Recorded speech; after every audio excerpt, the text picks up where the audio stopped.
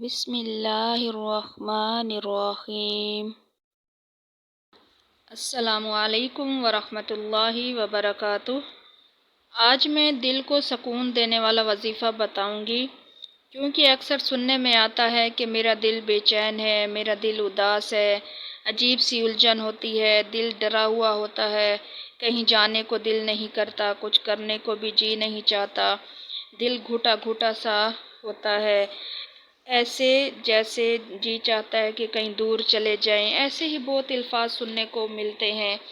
کبھی یہ کیفیت گھر کی پریشانی دیکھ کر ہو جاتی ہے، کبھی یہ کیفیت نوکری کی پریشانی کی وجہ سے، کبھی بیوی سے جھگڑے کی وجہ سے، کبھی بیوی کی یہ کیفیت ہو جاتی ہے شوہر کے ہر وقت جھگڑنے سے۔ ہزاروں پریشانیاں ہوتی ہیں انسان کی زندگی میں، ہزاروں مسئلے مسائل ہوتے ہیں، آخرکار انسان تھک جاتا ہے، اس کا دل تھک جاتا ہے، مرجھا جاتا ہے۔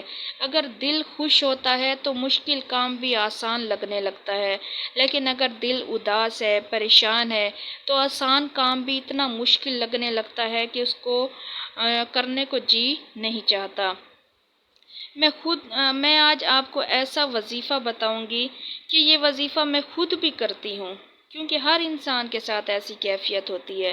تو جب بھی میرا دل اداس ہوتا ہے، پریشان ہوتا ہے، تو میں اس وظیفے کو کرتی ہوں اور میرے دل کو بہت زیادہ سکون ملتا ہے، اور میں یہ آزما چکی ہوں اس وظیفے کو، اس لیے یہ شیئر کرنا چاہتی ہوں آپ سے، کیونکہ ہر انسان کی یہی کیفیت ہے۔ تو میں چاہتی ہوں جس طرح میرے دل کو سکون ملتا ہے یہ وظیفہ کر کے، اسی طرح آپ بھی سکون حاصل کریں۔ بس یقین سے کرنا ہے، توجہ سے کرنا ہے، آپ کو بھی ضرور فائدہ ہوگا انشاءاللہ۔